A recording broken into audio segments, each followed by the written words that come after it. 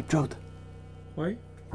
Comme vous le savez, suivant l'élection présidentielle de 1972, l'opération Gemstone, ou l'opération Sac Noir comme on l'appelle, a été menée de main de maître par Martha Mitchell. Nul n'aurait pu penser alors à l'époque que le cancer présidentiel, démantelé par John Dean, serait dévoilé dans les Pentagon Papers. Tenez, prenez ceci.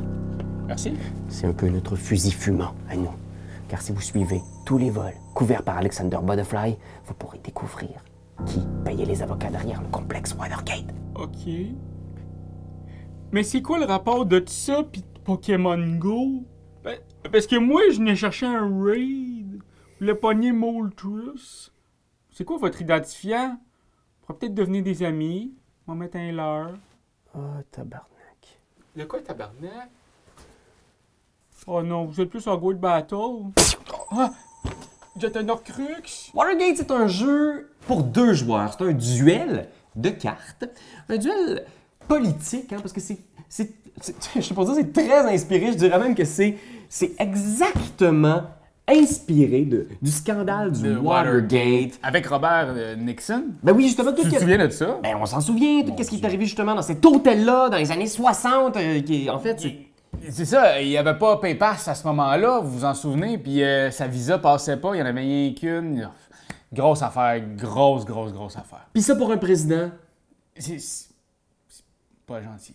pour revenir au jeu, en fait, c'est un jeu à 2 joueurs asymétrique, c'est-à-dire Oui. que chaque joueur va défendre les intérêts d'une faction qui joue de manière très différente de l'autre. Alors, en gros, il y a le Washington Post. Oui, contre l'administration Nixon. Alors, le but du jeu pour l'administration, en fait, pour le Washington Post, c'est de faire 2 liens entre des sources. Ici, vous voyez sur le babillard, il y a tout autour de la photo de Nixon des sources qui travaillent dans l'administration et qui, ici, tu es capable de faire 2 liens, hein, représentés ici par des petites ficelles. Là, si tu places plein de tuiles pour créer 2 chemins qui mènent à Nixon, tu gagnes! Automatiquement. Mais Nixon a 2 façons de gagner. Lui, c'est en prenant du momentum. Dès qu'il y a un momentum, il va le mettre ici, et dès qu'il y a son 5e momentum, il gagne la partie automatiquement. Et s'il n'y a plus de momentum à poser, il gagne automatiquement aussi. Et là, au tour par tour, comment ça se joue? C'est que c'est vraiment un bras de fer politique entre ces 2 adversaires-là. Alors, on a une main de cartes au début de chaque tour qui va lentement s'épuiser. Et quand on a joué toutes nos cartes, c'est la fin du tour. Sur cette carte-là, tu vas voir, c'est super intéressant. Tu as toujours 2 options. Tu peux jouer le pouvoir de la carte, fait qu'il y a des pouvoirs qui sont fous, malades, du genre tu vas changer complètement la situation sur le board, tu vas amener des dossiers à toi, tu vas finir le tour. Mais à ce moment-là, tu vas devoir défausser cette carte-là et ne plus jamais la revoir dans ta main. Et là, si tu veux, tu peux garder ce pouvoir-là pour plus tard et simplement jouer la carte pour son influence. Alors ici, tu vas voir, il y a un chiffre, une couleur de dossier. Alors si tu la joues pour son influence, tu vas amener cette couleur de dossier-là de 2 espaces vers toi sur cette piste-là. Et pourquoi amener ces dossiers-là plus vers un ou plus vers l'autre? Parce qu'en fin de manche, ça va sans doute ressembler à quelque chose comme ça. Donc, il va y avoir des dossiers, le momentum, l'initiative qui va être à gauche ou à droite. À la fin de la manche, on va récupérer les trucs. Donc ici, j'ai mon premier momentum, j'ai maintenant l'initiative. Donc, je le penche vers moi et j'aurai 5 cartes à mon tour et je serai le premier joueur. Et là, ici, j'ai ce petit dossier-là, vert, que je dois placer sur une de ces cases vertes-là. Mais moi, vu que je suis de l'association Nixon, je vais le mettre du côté noir. Donc, j'essaie de couper des liens face à des sources. C'est vraiment un mur que Nixon crée pour empêcher justement que moi je puisse arriver jusqu'à lui. Alors là, je devrais, moi en plaçant mes dossiers, essayer de contourner les murs qu'il a créés.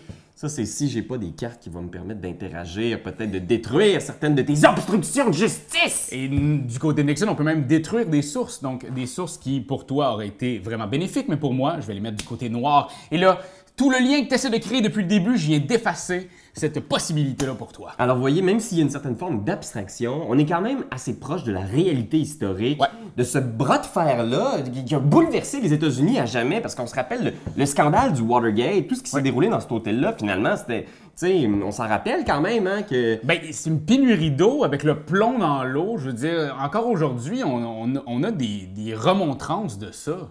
Ouais. Et ça, pour un président... Pas gentil. On a eu notre dose d'histoire américaine. Ah là là là là là là. C'est Watergate, là c'est le moment là. Qu'est-ce qu'on en a pensé? Et je pense que tout d'abord, je dirais que c'est un excellent jeu. Quand t'aimes quelque chose, tu te donnes des... Ouais, vraiment, pour vrai, c'est incroyable. C'est vraiment le fun, un super beau jeu à deux. Puis moi, ce qui m'a étonné, c'est que dès le début, je regardais un peu le concept et je me disais, il y a beaucoup de take that. Chose qui rebute certains joueurs. Oui, exactement. Le take that, c'est une mécanique qu'on retrouve dans plusieurs jeux simples.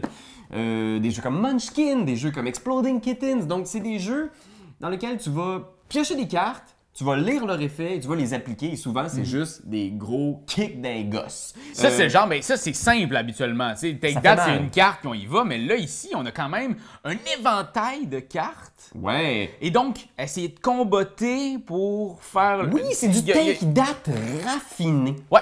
Chaque carte a un effet extraordinaire qui va modifier le jeu, peut-être pour toujours, mais en même temps, tu sais que ton adversaire, il y a exactement ça aussi dans la main. Fait que c'est juste une... Tu sais que tout ce que ton ami a dans les mains, c'est des claques dans la gueule, tu sais. Fait que... C'est ça qui est intéressant, c'est que dès le début, tu te retrouves sur le bout de ton siège, t'es excité à l'idée de voir ce qui va surgir à la prochaine carte. Mais c'est la première affaire que tu as dit, c'est qu'on se sent, dès le début de la partie, dans la fin d'une grande partie. Tu sais, dans un jeu de 2 heures, où est-ce qu'on arrive à la fin et on est comme « Ah, ok, faut pas qu'il fasse ça, faut... » C'est dès la première carte que tu prends dans tes mains, Ouais. c'est ça qui se passe. Parce qu'il y a beaucoup de gens qui l'ont comparé justement à d'autres jeux autour de l'histoire américaine, avec justement beaucoup de choix de cartes, de take that, des jeux comme Twilight Struggle, 1960 Making of a President, 13 Days. Il est quand même assez épuré. Il est vraiment plus du côté léger de ce spectre-là. Fait que je pense pas qu'il faut que vous pensiez que c'est la version simple de Twilight Struggle. Mais il y a quand même vraiment là, juste le bout, le fun de la fin de ces jeux-là. Il n'y a pas tout l'aspect mise en place, on s'installe, il y a cette longue... La mise en place prend environ 17 secondes à faire. Oui, puis tous ces tours-là où tu gages ton adversaire, là, ça commence ping sur les chapeaux de roue. Puis moi, c'est ce qui m'a plu. Les parties sont rapides aussi. Oui, puis c'est ça aussi qui fait en sorte que ça te donne un goût de revenez-y. Parce que c'est un jeu asymétrique. Tout d'abord, ça donne envie, déjà là, tu as 2 choix. Soit que tu essayes l'autre faction, ou soit que tu veux devenir de meilleur en meilleur dans la faction que tu as essayé. Donc, toutes les fois que j'ai joué, ça a toujours été une seconde game tout de suite après avec les personnes avec qui j'ai joué. Ils ont envie tout de suite de soit s'améliorer ou essayer autre chose. Comme jeu à deux aussi, c'est vraiment cool parce qu'il y a beaucoup de jeux à deux dans lesquels il n'y a pas grand place où tu peux te cacher. Si t'es pas bon, si tu fais un mauvais move, t'es t'es scrap. responsable. Tu peux pas dire « Ah, mais c'est parce que lui, il t'a fait gagner. » Non, non, non. Fait que c'est Comme- vraiment pas comme les échecs. Le jeu d'échecs, c'est comme jouer aux échecs. Ce qui est cool, c'est qu'il y a cet aspect, on pioche des cartes, dépendamment à quel ordre les cartes vont sortir. Tu peux quand même dire « Ah, j'ai peut-être pas eu une bonne main. » Tu te sens moins loser à la fin de la game quand t'as perdu. Tu sens que t'as eu du fun, Ouais. ça a été rapide, puis t'as le goût d'y retourner tout de suite. Fait que Ouais. je pense que ça, c'est le fun pour le présenter à des nouveaux joueurs, même si... On va pas se le cacher, il y a quand même place à maîtriser le jeu, à bien connaître les cartes. Puis ça, c'est le fun quand tu commences à connaître les cartes. Mais dès le début, c'est ça. Dès le début, t'as un plaisir à y jouer, mais t'as Ouais. un immense plaisir à y retourner à ce jeu-là. Ah oui, puis quand tu sais que Nixon a telle ou telle carte dans la main, puis Ah, que tu le vois dans sa face. tu peux voir dans la face de ton ami, tu viens de piocher telle carte, ok, ça change tout mon tour. Faut que je pense à ça. C'est génial parce que ça donne justement toute l'autre dimension du jeu de bluff, de guerre psychologique, poker face. Par contre, moi, c'est le genre de jeu, tu sais, j'aime ça, j'ai pas beaucoup d'amis, tu sais, j'ai vous autres, les gars, mais j'ai aussi ma copine, et c'est pas le genre de jeu que je présenterais à ma copine. Ouais. Parce que il y a certains de mes amis aussi que le jeu, on s'entend dessus, hey, on va jouer à un jeu sur le Watergate. Je sais, tu sais, Ouais. ça fait pas invitant. Ouais, Parce- ouais. tu sais, c'est pas pour tout le monde. Mais dès que tu y as goûté, c'est un peu comme l'héroïne. Tu vas en reprendre.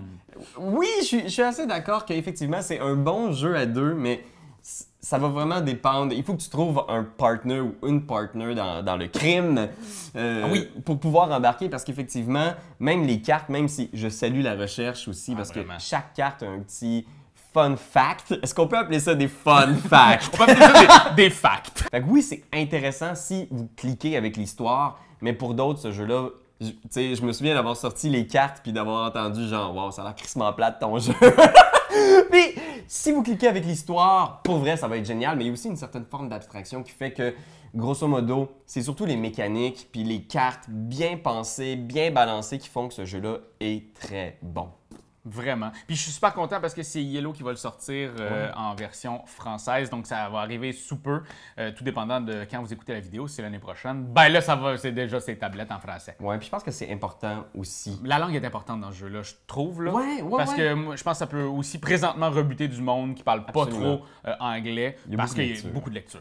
Puis je dirais aussi, tu sais, justement aussi, il y a tout cet aspect-là historique où on découvre beaucoup, on apprend beaucoup. Puis c'est important de faire ce genre de jeu-là qui relate l'histoire parce que il faut se souvenir de ce qui est arrivé Au Watergate. en 1960 au Watergate. Quand, en fait, ben c'est ça, parce qu'au Watergate, on s'en souvient tous. C'est vraiment, c'est un moment important. Quand Nixon. C'est une affaire d'espionnage politique qui aboutit en 74. C'est l'émission de Richard Nixon, alors président des États-Unis. Ouais. Affaire, l'arrestation de l'immeuble Watergate des cambrioleurs dans les locaux du Parti démocrate. Les cambrioleurs, ok. Pour lever le voile d'une pratique illégale de grande ampleur au sein même de l'administration présidentielle. Ok, non, ok, c'est vraiment quelque chose de...